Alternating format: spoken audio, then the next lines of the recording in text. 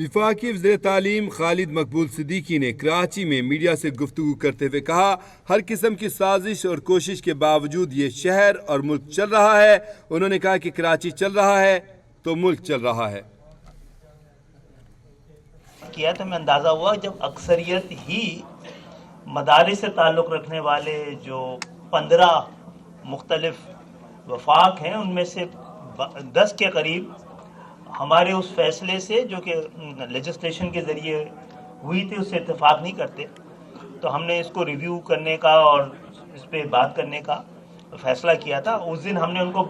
بلا کر سن لیا، وہ انہوں نے ہمیں بلکہ بلایا تھا ابھی جو پریس کانفرنس ہوئی تھی، اور ہم نے سن لیا تو اس پہ کام کر رہے ہیں۔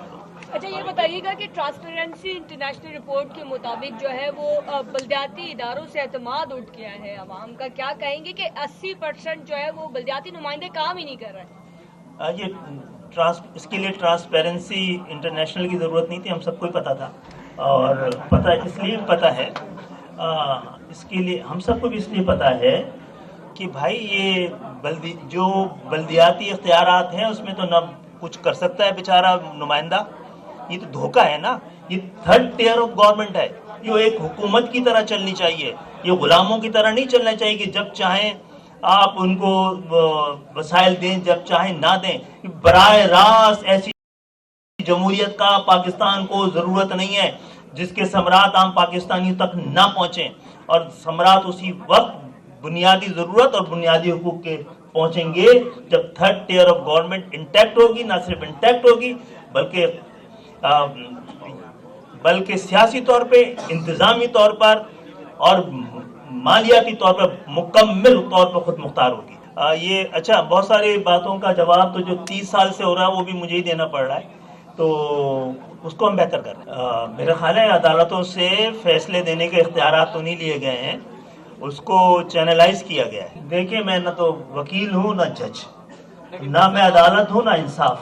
تو میں تو انتظار کروں گا، اور عدالت کا احترام بھی بڑی ضروری ہے، ان کے جو بھی فیصلے ہوں گے۔ اچھا عدالت کے فیصلے غلط بھی ہوتے ہیں صحیح بھی ہوتے ہیں، جب بھی تو چیلنج کرنے کا اختیار ہے۔ نہیں دیکھیں فیصل واڈا صاحب نے کبھی بھی نہیں کہا ہے کہ ہم ہمیں ریپرزینٹ کرتے ہیں، یہ ووٹ جو ہے وہ بعض اوقات دیا جا سکتا ہے، اگر آپ کے اور ان کو ہم نے ووٹ دیا ہے بالکل، لیکن ان کی اپنی ایک ذمہ داری ہے، وہ اسی ذمہ داری کے تحت وہ بات کرتے ہیں۔ ایم کیو ایم کے حوالے سے بات ظاہر ہے وہ نہیں کرتے، ورنہ غیر ذمہ داری ہوگی، وہ پورے وہ ایک انڈیپینڈنٹ مائنڈ کے ساتھ، اور ایک فیوچر جس طرح وہ دیکھ رہے ہیں وہ بیان کرتے ہیں، فیوچر ہم جس طرح دیکھ رہے ہیں ہم بیان کرتے ہیں۔ ٹھیک ہے ملٹری کورٹ کا فیصلہ میرے اور آپ پر ہو رہا ہو تو پھر سوال ہوگا نا، اگر وہ چیزیں جو ریاست کے دیکھنے کی براہ راست ذمہ داری ہے